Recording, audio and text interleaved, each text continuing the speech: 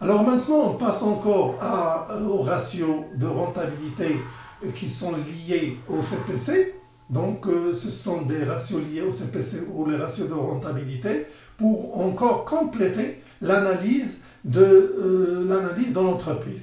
Alors, les ratios, ce sont généralement des rapports entre deux grandeurs d'ordre comptable et financière. Donc, on prend deux grandeurs au sein du CPC ou du bilan et on fait le rapport pour nous donner un ratio qu'on appelle un ratio qu'on lui donne un nom selon bien sûr sa signification. Un ratio n'a de véritable signification que dans la mesure où il est comparé dans le temps à lui-même ou à d'autres ratios semblables ou à une référence connue. Donc si jamais on fait tout simplement un ratio, donc il n'a aucune signification parce qu'on fait le rapport entre deux grandeurs. Donc si jamais, pourquoi on fait tout ça? On fait tout ça pour comparer dans le temps, c'est-à-dire on va calculer ce rapport ou ce ratio cette année, l'année prochaine et ainsi de suite, et on va voir l'évolution de ce rapport pour faire une comparaison dans le temps. Ou on fait la comparaison avec d'autres ratios, donc pour d'autres entreprises qui ont même activité, ou à une référence, ce qu'on appelle le benchmark. Les ratios, donc on a un grand nombre de ratios qui traitent les différents points de la vie de l'entreprise. Donc chaque personne peut faire des ratios, mais tout simplement, on ne va pas dire chaque personne, mais les personnes, les experts en matière d'analyse financière peuvent créer des ratios, de nouveaux ratios, pour prendre en considération certains éléments qui semblent pour eux pertinents et ils peuvent bien sûr leur donner une explication. Ces ratios peuvent être liés soit aux valeurs de bilan, soit aux valeurs du CPC, soit en même temps, c'est-à-dire on peut mélanger entre certaines grandeurs du CPC et d'autres grandeurs du bilan. Elles peuvent être classées selon plusieurs critères, soit le critère de faisabilité, soit le critère du temps, soit la croissance et ainsi de suite. Ce sont donc des outils qui vont aider à la décision, qui vont ensuite perfectionner notre réflexion, notre vision sur certains éléments ou certains indicateurs déjà vus dans les soldes intermédiaires de gestion. Et enfin, il convient de sélectionner les ratios les plus significatifs compte tenu de la situation et de la problématique de l'entreprise. Donc on a tout un ensemble de ratios, mais on doit bien sûr choisir chaque ratio à une situation bien définie, à une situation convenable. C'est pas toujours prendre tout simplement les ratios au hasard et comme ça. Donc on va voir les ratios et leur signification en fonction des éléments que l'on veut traiter. Alors, compte tenu des différents niveaux de résultats, il y a 3 niveaux d'analyse de la rentabilité de l'entreprise. Donc, on veut analyser la rentabilité de l'entreprise. Donc, pour ce faire, on a décomposé en 3 éléments. On a la rentabilité d'exploitation, la rentabilité financière et la rentabilité économique de l'entreprise tout entière. Donc, 3 niveaux d'analyse. La rentabilité d'exploitation, comme on a vu, donc, elle est liée essentiellement à l'exercice comptable ou l'activité propre de l'entreprise. À l'activité propre de l'entreprise, c'est le cycle d'exploitation.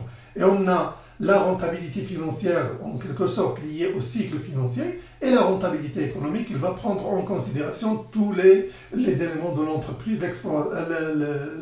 l'exercice comptable et la partie financière. Alors les ratios de rentabilité mesurent à cet égard les rapports par rapport à l'activité, rentabilité d'exploitation, aux moyens de production, rentabilité économique et aux moyens financiers, rentabilité financière. On commence par les ratios de rentabilité d'exploitation, c'est-à-dire, donc comme on a déjà expliqué, donc on ne va pas prendre n'importe quel ratio et n'importe comment, donc on va les classer, les ratios qui sont liés à l'exploitation, les ratios liés à la partie financière et les ratios liés à la partie économique. Donc on commence par le taux de marge et le taux de marque. Le taux de marque, il est égal à la marge commerciale sur vente de marchandises hors taxe. Donc, ce ratio mesure l'évolution de la performance de l'activité commerciale de l'entreprise. Et le deuxième ratio qui est égal à la marge commerciale sur les achats, vous voyez les achats, de marchandises hors taxe. Ce ratio mesure l'évolution de la performance de la politique d'approvisionnement. Donc, si on se focalise sur ces deux taux, donc ici le taux, il va nous donner une information sur la marge réalisée par l'entreprise sur chaque produit vendu.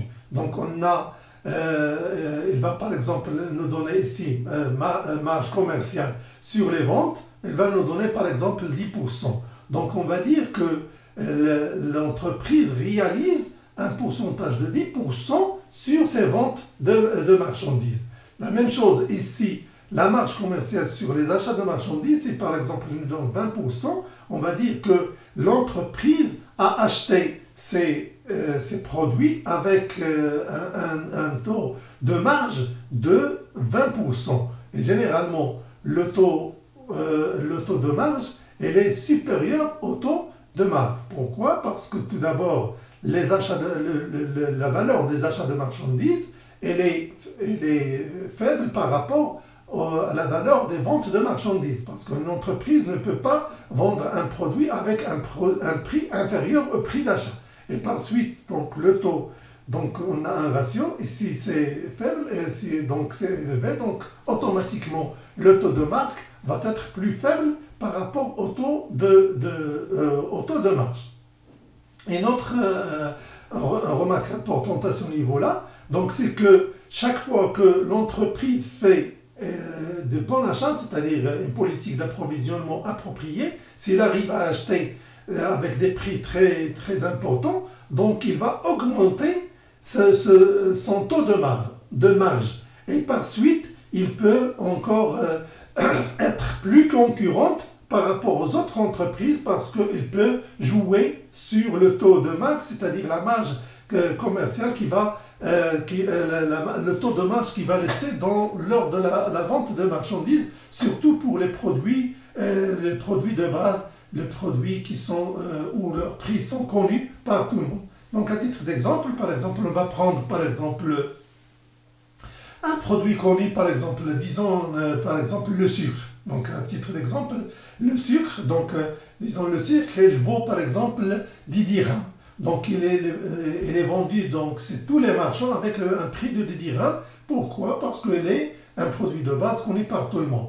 Donc si l'entreprise a une possibilité d'acheter ce produit avec un prix inférieur au prix que les autres marchands l'achètent, et c'est le cas par exemple des grands supermarchés, par exemple le marjan et les autres produits, donc ils ont la capacité d'acheter une grande quantité et par suite ils peuvent avoir un prix inférieur au prix avec lequel un commerçant normal va acheter ce produit, et il arrive à la fin que le supermarché marchand vend le produit, par exemple le sucre, avec un prix inférieur à 10, donc disons par exemple 9 dirhams, 80 ou 90 pour encourager les clients à venir et à acheter ce produit. Par contre, donc, ils peuvent récupérer cette marge à ce niveau-là dans d'autres produits qui vont être achetés par ces clients. Et donc, vous voyez l'importance du taux de marge. Le taux de marge qui nous donne une indication sur tout d'abord la performance réalisée au niveau de la politique d'approvisionnement et au niveau de la politique commerciale de l'entreprise. On passe maintenant à notre ratio de la rentabilité d'exploitation, c'est le taux de croissance de la valeur ajoutée. Donc le taux de croissance d'un indicateur se calcule toujours, quel que soit cet indicateur, se calcule cette formule toujours, c'est la valeur à la date n moins la valeur à la date n-1 sur la valeur à la date n-1. Donc pour calculer le taux de croissance de n'importe quel indicateur, on peut faire cette formule. Alors on utilise cette formule pour la valeur ajoutée, et on a la valeur ajoutée à la date n moins la valeur ajoutée à la date n-1 sur la valeur ajoutée à la date n-1. Il nous donne une indication sur l'évolution de la valeur ajoutée et sur la valeur ajoutée, et c'est un indicateur de croissance plus significatif que le taux de croissance du chiffre d'affaires. Parce qu'on peut faire ce taux pour le chiffre d'affaires, mais pour la valeur ajoutée, elle est plus significative parce que au niveau de la valeur ajoutée, on a introduit presque tous les éléments, c'est-à-dire la production, c'est pas seulement la production, la consommation et tout. Donc c'est pas la même chose que le chiffre d'affaires. Le taux d'intégration, comme on a déjà vu, donc c'est la valeur ajoutée sur le chiffre d'affaires hors taxe ou sur la production de l'exercice. Elle mesure le taux d'intégration de l'entreprise dans le processus de la production ainsi que le poids des charges externes. Donc ici, on a introduit les charges externes, donc on va voir le taux d'intégration de cette entreprise dans le processus de production au niveau de son activité. Et on a le taux de rendement du capital et de la main-d'œuvre. Donc on a tout d'abord la valeur ajoutée sur le capital investi pour voir le rendement du capital et la valeur ajoutée sur l'effectif ou sur les charges du personnel pour voir le taux de rendement de la main-d'œuvre. Ces ratios sont des indicateurs du nombre de dirhams de valeur ajoutée créés par dirham par chaque capital investi ou par chaque dirham de capital investi ou par chaque tête d'employé ici lorsque on met l'effectif. Donc on divise la valeur ajoutée par l'effectif de personnel qu'on a et on trouve que la valeur ajoutée créée par chaque employé.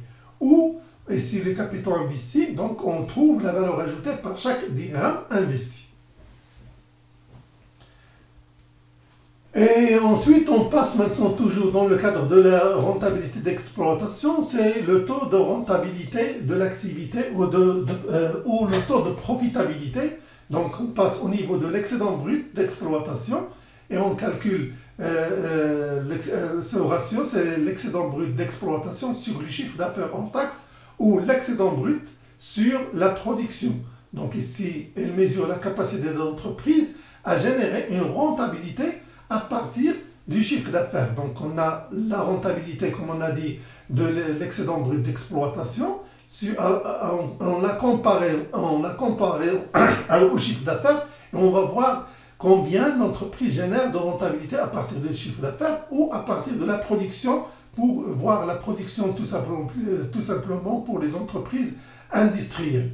Et on passe encore au résultat d'exploitation, donc on est en train de baisser toujours. On a commencé par la valeur ajoutée, l'excédent brut d'exploitation, le résultat d'exploitation, toujours sur les chiffres d'affaires, et on va la comparer au ratio précédent, c'est-à-dire excédent brut sur le chiffre d'affaires, pour mesurer l'impact de la politique de financement extérieur à l'entreprise. Parce que on a pris en considération les autres charges externes et les autres produits externes à ce niveau-là. Donc, à ce niveau. Et enfin, on passe au taux de marge nette, c'est la dernière étape, le résultat net, sur le chiffre d'affaires en taxes. Elle mesure la capacité de l'entreprise à générer un bénéfice net à partir du chiffre d'affaires, c'est-à-dire combien le chiffre d'affaires va nous donner en quelque sorte de résultat. Est-ce que vraiment, lorsqu'on réalise un chiffre d'affaires très élevé, quel est l'impact de ce chiffre d'affaires sur le résultat net réalisé par cette entreprise, On passe maintenant au ratio de rentabilité économique. Donc on a le taux de rentabilité économique de l'activité.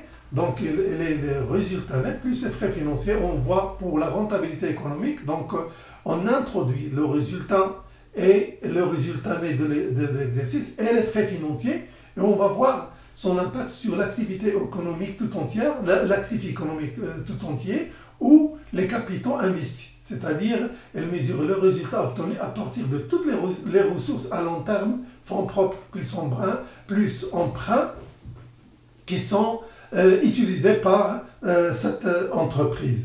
On peut aussi calculer le taux de rentabilité économique, c'est-à-dire l'excédent brut d'exploitation sur les capitaux investis, et mesure la capacité de l'entreprise à rentabiliser ses investissements. Et enfin, le ratio de rentabilité financière. Donc, le calcul de la rentabilité financière permet d'apprécier la capacité de l'entreprise à rémunérer les actionnaires de façon à leur compenser le risque encouru. Donc, le résultat d'exploitation sur les capitaux propres, le résultat sur les capitaux propres ou la capacité d'autofinancement sur les capitaux propres, tous ces indicateurs vont nous donner une information à différents niveaux de l'entreprise. Et elle mesure la capacité de l'entreprise à rentabiliser les fonds propres apportés par les associés, les fonds propres de l'entreprise.